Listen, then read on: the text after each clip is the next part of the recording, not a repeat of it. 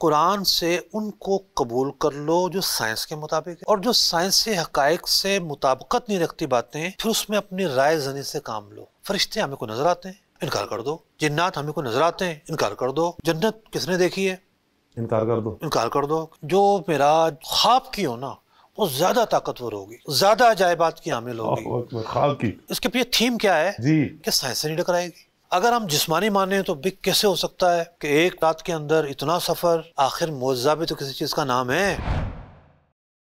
لوگ رائے کیوں قائم کرتے ہیں، اور پھر یہ قرآن کے اس اہم معاملے میں آ کر وہ لوگ اپنی رائے قائم کر رہے ہوتے ہیں؟ رائے قائم کرنے کی مختلف وجوہات ہوتی ہیں۔ ایک وجہ ہوتی ہے دانستہ اور ایک ہوتی ہے نادانستہ۔ اب جو نادانستہ ہے وہاں بھی ایک سوالیہ نشان ہے کہ آپ کی قلت علم کی وجہ سے ایسا ہوا ہے، آپ نے ٹائم نہیں دیا، وقت نہیں دیا، تقاضوں کو پورا نہیں کیا، آپ مفسر بن کے بیٹھ گئے۔ اور ایک ہے دانستہ، جی جان بوجھ کر پوری امت کا اتفاق ہے کہ نبی مکرم صلی اللہ علیہ وسلم آپ نے جو سفر معراج فرمایا جی اس کے 3 حصے ہیں۔ ایک حصے پر کسی کا اختلاف نہیں ہے کہ حضور اکرم علیہ السلام جسمانی طور پر مسجد الحرام شریف سے یعنی مکہ مکرمہ سے بیت المقدس تک گئے۔ جی ایک فکر پیدا ہوئی آج سے کوئی 200-250 سال پہلے ہندوستان میں۔ اس فکر کی ایک بنیاد تھی، ایک نظریہ تھا۔ وہ نظریہ یہ تھا کہ قرآن سے ان کو قبول کر لو جو سائنس کے مطابق ہے، اور جو سائنسی حقائق سے مطابقت نہیں رکھتی باتیں پھر اس میں اپنی رائے زنی سے کام لو۔ فرشتے ہمیں کو نظر آتے ہیں،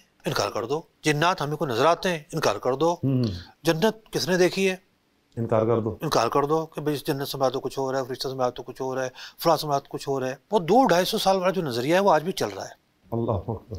کمال کی بات یہ ہے کہ جہاں خود اپنی کمزوری ہوتی ہے ان چیزوں کو یہ صاحبان نظریہ کبھی بیان نہیں کرتے۔ پبلک ایشوز بیان کرتے ہیں، ہمیشہ پبلک کو رعایتیں دیتے ہیں، پبلک میں جو پاپولرزم جو ہے نا اس کو فالو کرتے ہیں۔ اب ایسے لوگوں کی ایک تفسیر میں نے پڑھی ایک مرتبہ، کہنے لگے کہ دیکھیں جو معراج خواب کی ہو نا وہ زیادہ طاقتور ہوگی، زیادہ عجائبات کی حامل ہوگی۔ خواب کی اس کے پیچھے تھیم کیا ہے جی کہ سائنس سے نہیں ٹکرائے گی۔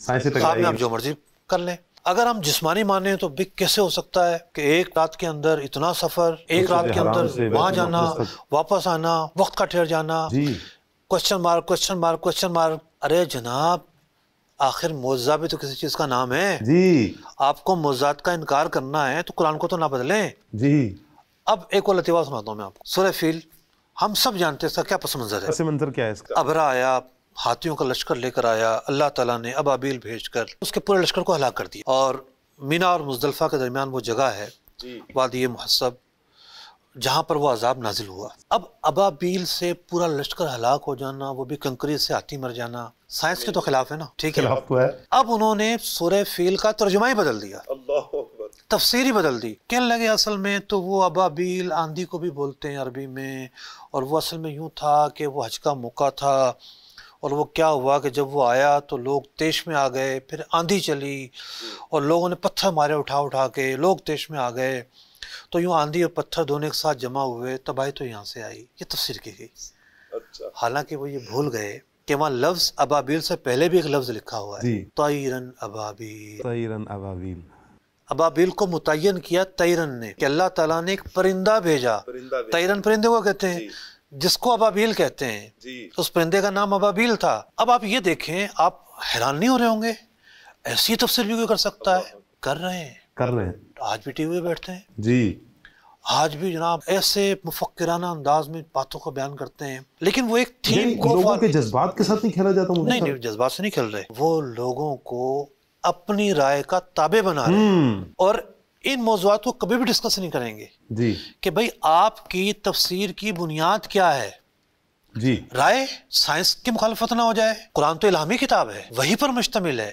آپ تو معجزات کا انکار کر رہے ہیں، اور آپ نے تو قرآن کو بدل دیا ہے، قرآن کی معنی کو بدل دیا ہے، قرآن کے پس منظر کو بدل دیا ہے۔ اتنا بڑا ظلم، جی اتنی بڑی تحریف۔ اب آپ اندازہ لگائیے، آپ نے پوچھا تھا رائے زنی سے لوگ کیوں کام لیتے ہیں، تو اس کے پیچھے تھیوریز ہوتی ہیں، اس کے پیچھے نظریات ہوتے ہیں، تو یہ دانستہ معاملات ہیں۔